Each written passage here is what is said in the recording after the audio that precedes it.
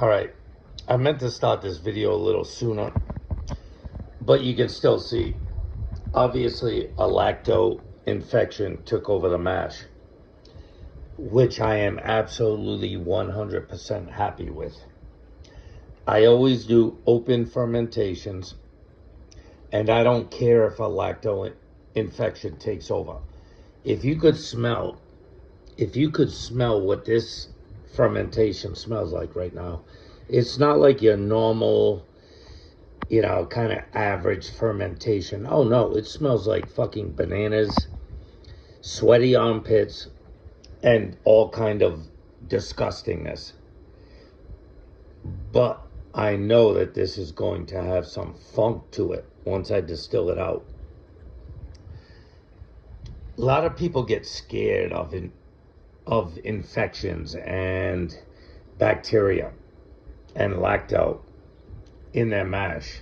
I don't have any idea why they do that. If you could smell what I'm smelling right now, it smells like bananas, overripe bananas, malt, because I use a lot of malt, and deliciousness. And I should have started a little sooner because the lacto infection, it had the bubbles over the top. It looked like somebody had measles, or I don't know what you'd call it, Black Death. This is not a problem. You know what I mean? Your average fermentations are just average. Now, I don't always get a lacto infection in my mashes, but when I do get them, I'm awful thankful, because this is going to give me something a little better than average. If you'd have seen this before, there were bubbles all over the top.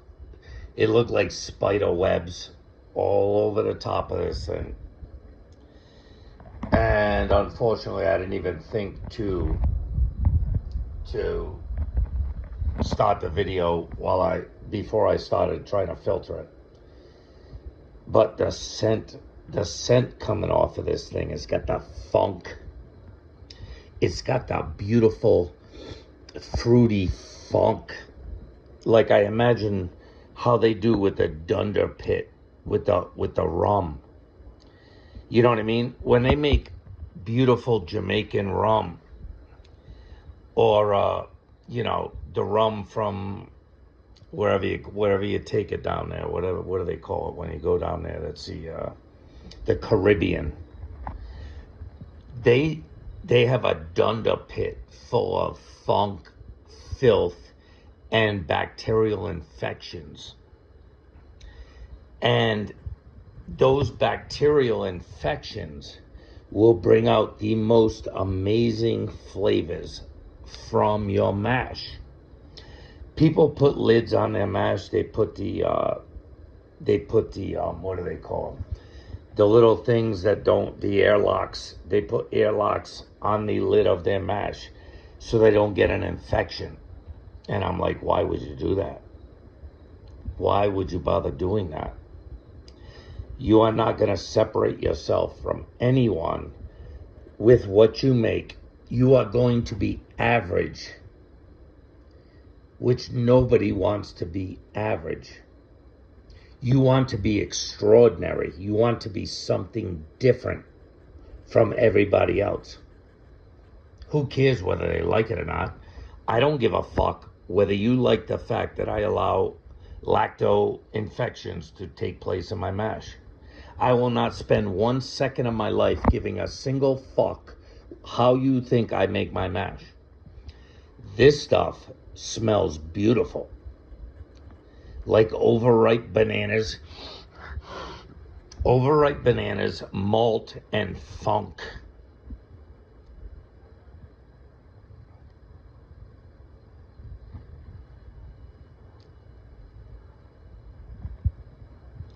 So, I just thought I'd make a short video on why I always open air. I don't always get a lacto infection. But when I do, I'm like, oh my God, that smells so good. It smells so good. Something, the bacteria that has taken over this mash has created a scent profile that is almost unbelievable.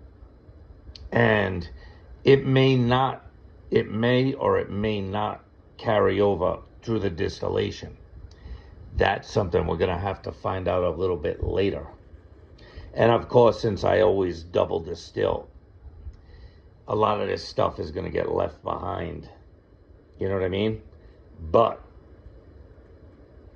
do not be afraid to just let the funk take over your mash. This stuff is unbelievable. To some people, it might smell gross. To me, it smells like a gold medal winner. This stuff smells so good right now. It's got that infectious funk going on. And that's what's going to separate my distillation from every other sugar shine, corn mash, bullshit distillation that people make. And I'm not fronting on you. If you like the way your mashes turn out, beautiful. 100% perfect for you. But this infected, bacteria-riddled mash is 100% exactly what I want to make every time I make a mash.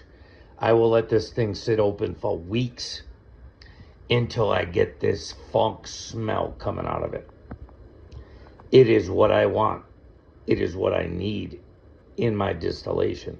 It's what's going to separate me from 1 million other distillers.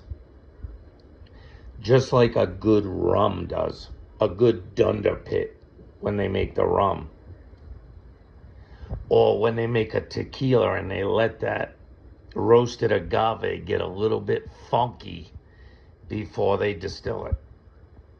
Only you can decide how you want to make your mash. But when I see this kind of disgusting filth in my mash, I know I have done my job 100% correctly. Think of it what you will.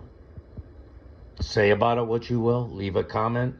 Leave a sassy comment if you like.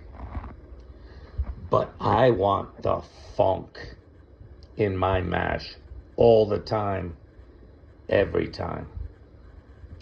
If you don't want that, you don't want that. I mean, I don't know what to tell you. Only you can decide how you're going to make your mash.